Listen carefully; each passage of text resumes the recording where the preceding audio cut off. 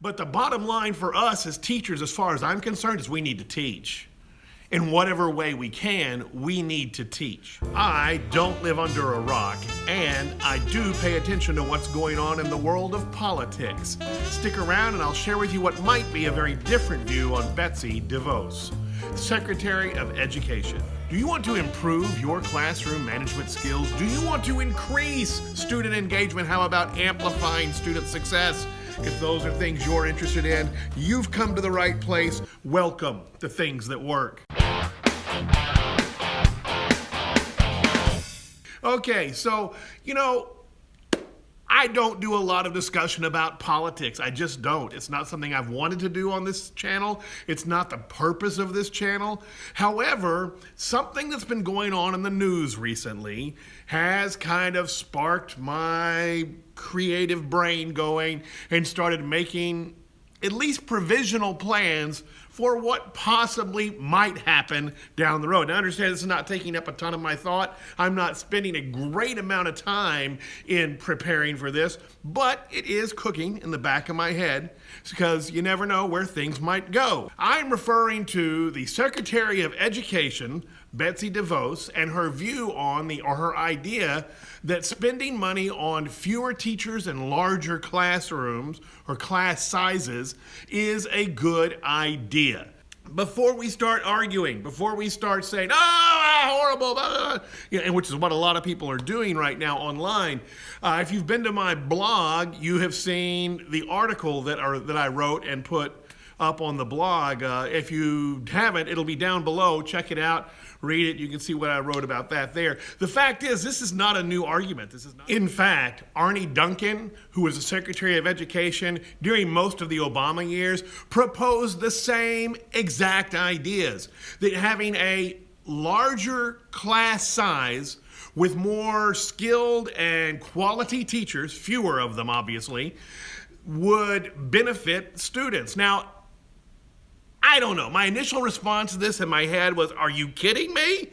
Bigger classes? Oh my gosh, I can hardly handle the 32, 35 that I have from time to time. And I already know that a lot of you have even bigger classes than that. So I got to thinking, what could you do with a bigger class that you can't do with a smaller class? I don't know about effectiveness, and what I did find out in all the research I've done over the last 5 or 6 days over this is that there are not a lot of conclusive studies. There's a lot of anecdotal evidence, and by the way, I am a huge proponent of anecdotal evidence. There is value in what we observe, and I do think that observations and anecdotal evidence plays a much larger part in developing quality teaching than what we ever give it credit for. Okay, side note, we're done with that. Moving on, let's talk about this bigger class idea. Assuming they provided the area and I guess the venue, I don't know how else better way to do it, a classroom equipped for a large group of students. You already know how I feel about my role as a teacher / performer in front of my students, because I believe in keeping my students engaged. All that said, with a larger class, depending on how the lectern was set, where you were placed, if you had 75, 100 students in a class, what could you do? I got to thinking about that. One of the things I would do definitely, even if I had to spring for the money myself, is have various small cameras set up in locations and a screen behind me. Got my own projector already. I've got some things I can use for that. I've got equipment for videoing. So I could have screen, picture, you can have different angles going on at different times. Might even be able to put a student or two in charge of switching cameras. That would be interesting. Might even give a camera to a student or two in the audience. That would be interesting. When you have question and answer, you need somebody with a microphone. You would need to involve the students in those procedures that would be different than what you have in a small classroom. So all of these thoughts, and there's the potential for bringing people up in front of the class. And let me tell you, having been a performer, when you bring someone up on stage in front of a larger number of people, you have their attention undivided because they don't want to do anything dumb in front of a bunch of people. And then if you have the group of people knowing that they could be chosen to be up there, you got a lot of people who absolutely don't want to come up there. You know what? Refusal to come up on stage or come up in front of an audience almost never happens to a performer, because to refuse in front of a large group is way more attention grabbing than actually going up in front of the group. And instinctively, people know that. So that problem that sometimes I have with getting people to speak up in a small class would not necessarily be as difficult in a larger class. Now, engagement, that's where the cameras and the screen and ways to keep students engaged, because it is also easier to fall asleep in a large class and not be noticed. Let's just be real. So there are pluses and there are minuses. Now, there are things in a small class. If my class was smaller than it is now, we could sit in a circle. We could discuss things across a circle. It would be a more intimate family kind of situation.